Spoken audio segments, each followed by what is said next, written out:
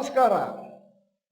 ಇವತ್ತಿನ ವಿಡಿಯೋ ದೀಪಾವಳಿಯಲ್ಲಿ ಯಾವ ಷೇರುಗಳು ಮೇಲಕ್ಕೆ ಹೋಗಬಹುದು ಒಂದು ವರದಿ. ನಾನು ಡಾಕ್ಟರ್ ಭರತ್ ಚಂದ್ರ. ವಿಡಿಯೋಗಳ ಉದ್ದೇಶ ಕನ್ನಡಿಗರ ಸೇವೆ. ದೀಪಾವಳಿ ಇನ್ನೇನು ನಮ್ಮ ಮುಂದೆ ಇದೆ. ಅಂತಹ ಸಂದರ್ಭದಲ್ಲಿ ಸಾಮಾನ್ಯವಾಗಿ ಬ್ರೋಕರೇಜ್ ಕಂಪನಿಯವರು ಒಂದು ಲಿಸ್ಟ್ ಅನ್ನು ಮಾಡ್ತಾರೆ.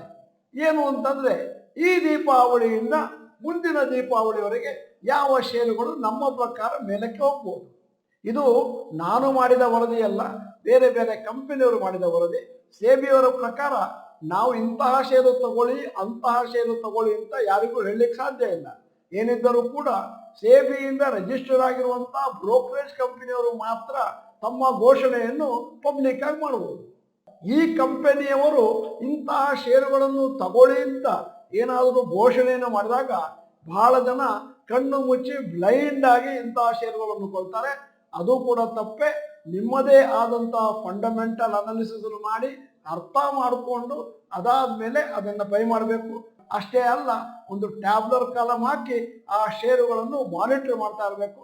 ಮೇಲಕ್ಕೆ ಹೋಗ್ತಾ ಇದೆಯಾ, ಕೆಳಕ್ಕೆ ಹೋಗ್ತಾ ಇದೆಯಾ, ಇನ್ನು ಎಷ್ಟು ದಿವಸದಲ್ಲಿ ಎಷ್ಟು ಹೋಗ್ಬೋದು, ಫಂಡಮೆಂಟಲ್ ಅನಾಲಿಸಿಸ್ ಹೇಗಿದೆ, ಟೆಕ್ನಿಕಲ್ ಅನಾಲಿಸಿಸ್ ಹೇಗಿದೆ ಇತ್ಯಾದಿ. ಈಗ ಶೇರ್ ಖಾನ್ ಕಂಪನಿಯವರು ಕೊಟ್ಟಂತಹ ಘೋಷಣೆ Diwali picks 2023. L&T, Tata motors, HAL, DLF, IndusInd bank, Bharat forge. ಈಗ HDFC ಸೆಕ್ಯೂರಿಟೀಸ್ ಲಿಸ್ಟ್ ಹೇಗಿದೆ: doctor Reddy's lab, Grasim industries, Reliance industries, united spirits, GAIL and Godrej industries. ಈಗ ಜಿಯೋಜಿತ್ ಫೈನಾನ್ಷಿಯಲ್ಸ್ ಅವರು ಕೊಟ್ಟ list Diwali 2023 picks HDFC bank, Asian paints, Reliance industries, TTK prestige, Biocon, PVR Inox. ಈಗ SBI securities ಅವರ ಪಟ್ಟಿ ಹೀಗಿದೆ: ICICI bank, Maruti Suzuki, UltraTech cement, Polycab, Kalyan jewellers, Praj industries.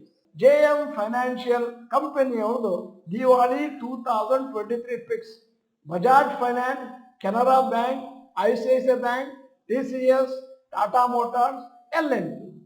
ನಾನು ಒಂದು ಸಣ್ಣ ಅಸೈನ್ಮೆಂಟ್ ಕೊಡ್ತಾ ಇದ್ದೇನೆ ನಿಮಗೆಲ್ಲ, ಸ್ಪೆಷಲಿ ಡಾಕ್ಟರ್ ಭರತ್ ಚಂದ್ರ ಗ್ರಾಜ್ಯುಯೇಟ್ಸ್ಗೆ. ಒಂದು ಪೀಸ್ ಆಫ್ ಪೇಪರ್ ತಗೊಂಡು ಟ್ಯಾಬ್ಲರ್ ಕಾಲಮ್ ಮಾಡಿ ಎಲ್ಲ ಷೇರುಗಳ ಹೆಸರನ್ನು ಅದರಲ್ಲಿ ಬರ್ಕೊಳ್ಳಿ. ಮತ್ತೆ ಡೇಟ್ ವೈಸ್ ಕಾಲಮ್ ಮಾಡಿ ಯಾವ ದಿನ ಎಷ್ಟೆಷ್ಟಿತ್ತು ಅಥವಾ ವಾರಕ್ಕೊಮ್ಮೆ ಶೇರಿನ ರೇಟ್ ಎಷ್ಟು ಬರ್ಕೊಂಡು ಹೋಗಿ ವರ್ಷದ ಕೊನೆಯಲ್ಲಿ ನೋಡಿದ್ರೆ ಗೊತ್ತಾಗುತ್ತೆ ಇಂತಹ ಪ್ರಿಡಿಕ್ಷನ್ಸು ನಿಜ ಆಗುತ್ತೋ ಇಲ್ಲವೋ ಅಂತ. ಯಾಕಂದ್ರೆ ಸಾಮಾನ್ಯವಾಗಿ ಈ ಬ್ರೋಕರೇಜ್ ಕಂಪನಿಯವರು ಬೇಕಾದಷ್ಟು ರಿಸರ್ಚ್ ಮಾಡಿ ನಿಮಗೆ ಈ ಡಾಟಾನ ಕೊಟ್ಟಿರ್ತಾರೆ. ಅದರಿಂದಾಗಿ ನೀವು ಕರೆಕ್ಟ್ ಆಗಿ ಫಾಲೋ ಮಾಡ್ತೀನಿ ಅಂತಂದ್ರೆ ಬೇಕಾದಷ್ಟು ದುಡ್ಡು ಮಾಡ್ಬೋದು. ಅಲ್ಲದೆ ನಿಮ್ಮದೇ ಆದಂತ ಫಂಡಮೆಂಟಲ್ ಅನಾಲಿಸಿಸ್ ಅನ್ನು ಮಾಡಿರ್ಬೇಕು. ಈ ವಿಡಿಯೋದ ಕೊನೆಯಲ್ಲಿ ಒಂದು ಪ್ರಶ್ನೆ ಕೇಳ್ತಾ ಇದ್ದೇನೆ. ನೀವು ದಿನ ಯಾವ್ದಾದ್ರು ಫೈನಾನ್ಷಿಯಲ್ ನ್ಯೂಸ್ ಪೇಪರ್ ಅಥವಾ ವೆಬ್ಸೈಟ್ ಅನ್ನ ಓದ್ತೀರಾ ಅಥವಾ ನೋಡ್ತೀರಾ? ಎಸ್ ಅಥವಾ ನೋ ಅಂತ ಟೈಪ್ ಮಾಡಿ. ನೀವು ಡಾಕ್ಟರ್ ಭರತ್ ಚಂದ್ರ ಇನ್ಸ್ಟಿಟ್ಯೂಟ್ ಕನ್ನಡ ಚಾನೆಲ್ ಮೆಂಬರ್ ಅಲ್ಲ ಅಂತಂದ್ರೆ ಇದೀಗ ಸಮಯ ಸಬ್ಸ್ಕ್ರಿಪ್ಷನ್ ಬಟನ್, ಬೆಲ್ ಐಕಾನ್ ಒತ್ತಿ. ವಿಡಿಯೋ ಚೆನ್ನಾಗಿದ್ರೆ ಲೈಕ್ ಬಟನ್ ಒತ್ತೋದನ್ನು ಮರಿಬೇಡಿ. ವಿಡಿಯೋನ ನಿಮ್ಮ ಎಲ್ಲಾ ಸ್ನೇಹಿತರಿಗೂ ಫಾರ್ವರ್ಡ್ ಮಾಡಿ. ನಾವು ಯಾವುದೇ ಒಂದು ಫಲದ ಅಪೇಕ್ಷೆ ಇಲ್ಲದೆ ಈ ವಿಡಿಯೋಗಳನ್ನು ಎಷ್ಟೋ ವರ್ಷದಿಂದ ನಿಮಗಾಗಿ ಮಾಡ್ತಾ ಇದ್ದೇವೆ. ನಮಗೆ ಬೆನ್ನು ತಟ್ಟಬೇಕು ಅಂತಿದ್ರೆ ವಿಡಿಯೋಗೆ ಲೈಕ್ ಬಟನ್ ಒತ್ತೋದನ್ನು ಮರಿಬೇಡಿ. ಮತ್ತೆ ಕನಿಷ್ಠ ಒಂದು 150 ಜನರಿಗೆ ವಿಡಿಯೋನ ಫಾರ್ವರ್ಡ್ ಮಾಡಿ.